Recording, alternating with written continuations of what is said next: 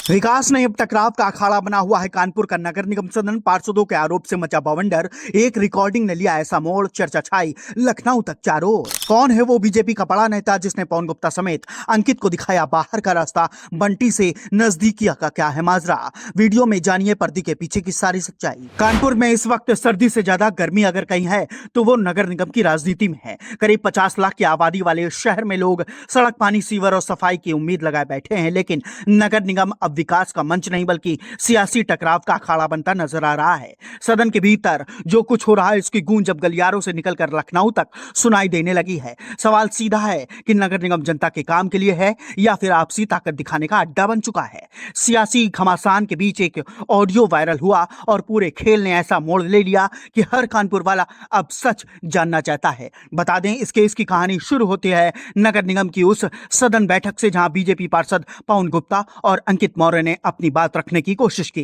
बात बढ़ी, बहस हुई और फिर हंगामा हुआ। इसके बाद प्रमला पांडे ने दोनों पार्षदों को 4 बैठकों के लिए निलंबित कर दिया। यहीं से असली बवाल शुरू हुआ। निलंबन के फैसले को लेकर कई पार्षद खुलकर सामने आए और कहा यह सिर्फ अनुशासन का मामला नहीं बल्कि आवाज दबाने की कोशिश है। पवन गुप्ता के समर्थन में पार्षदों ने आरोप लगाया कि नगर निगम में विकास कार्य बराबरी से नहीं बट रहे। जो झुकता है उसका काम होता है और जो सवाल करता है उसका काम ठंडे बस्ते में डाल दिया जाता है। यही आरोप है अब नगर निगम की सबसे बड़ी बहस बन चुका है। इसी बीच एक ऑडियो वायरल होता है और पूरे मामले में आग में घी पड़ जाता है। अरे ये नहीं अच्छी बात है। और बाहर करो ना, हम लोग हमसे क्यों कर रहे हो? बताया ना, अब सुनो, हम आदत ये में है छोटी सी पवन। बात कहेंगे, आप बहुत बड़े हो, सीनियर हो। जो पौधा लगाया जाता है उसको जब पेड़ हो तो काटा नहीं जाता है। नहीं, पर वो अगर जंगली पौधा हो जाता तो उसको उखाड़ फेंक अरे दिया जंगली जाता है। पौधा हो तो उसको उठा के फेंक दिया जाता है। ठीक है। पर हम जंगली पौधा, नहीं है, अभी सुन भी लो, जंगली नहीं है। सुन लो, बार बार पौधा अगर कह रहा है कि भैया मेरी बात सुन लो। जब आदमी पानी डाल बगीचा दो। लगाता है तो फलदार पेड़ लगाता है,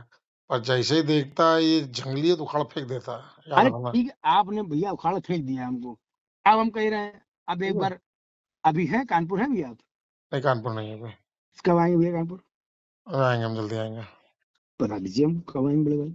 बता देंगे तुमको हम। आपने फोन उठा लिया, समझ लीजिए मतलब 50% तो हम समझ गए कि आप हमको माफ कर दिए हो।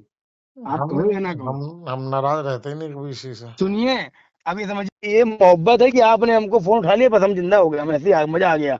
इस ऑडियो में दावा किया जा रहा है कि पार्षद बंटी भैया के आगे नतमस्तक होते हैं, उन्हीं के काम पास होते हैं, बाकी पार्षद की फाइलें धूल खाती रहती हैं। सबसे चौंकाने वाला हिस्सा वो है जहां पार्षद पवन गुप्ता को कथित तौर पर गिड़गिड़ाते हुए सुना जा रहा है, लेकिन इसके बाद भी काम नहीं होता। ऑडियो में एक कहावत के जरिए तंज कसा जाता है कि पौधे जंगली हो जाते हैं, उन्हें हटा दिया जाता है। अब ये ऑडियो सच है या फिर सियासी हथियार, लेकिन इसने नगर निगम की कार्य प्रणाली पर बड़ा सवाल खड़ा कर दिया है। हर चौक चौराहे पर चर्चा है कि असली पावर सेंटर आखिर कौन है। सबसे बड़ा सवाल यही है कि नगर निगम में फैसले कौन ले रहा है। क्या विकास की कमान मेयर के हाथ में है या फिर उनके पुत्र बंटी भैया के इशारे पर सब कुछ चलता है? बंटी भैया किसी संवैधानिक पद पर नहीं है, लेकिन गलियारों में उनका दबदबा खुलेआम चर्चा में है। दावा यह भी किया जा रहा है कि बिना बंटी की सहमति में कोई बड़ा फैसला नहीं होता। यही वजह है कि पवन गुप्ता जैसे पार्षद खुलकर सवाल उठा रहे हैं कि विकास कौन कर रहा है,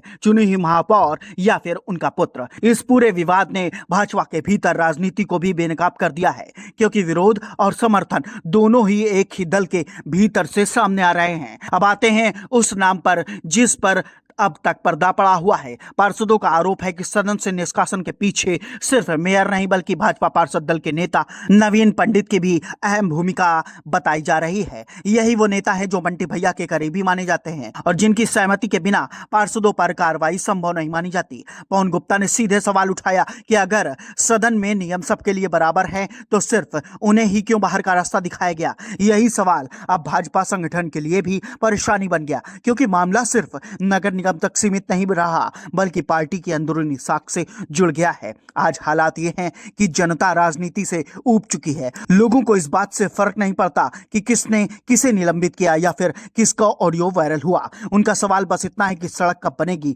पानी कब आएगा और सीवर कब साफ होगा।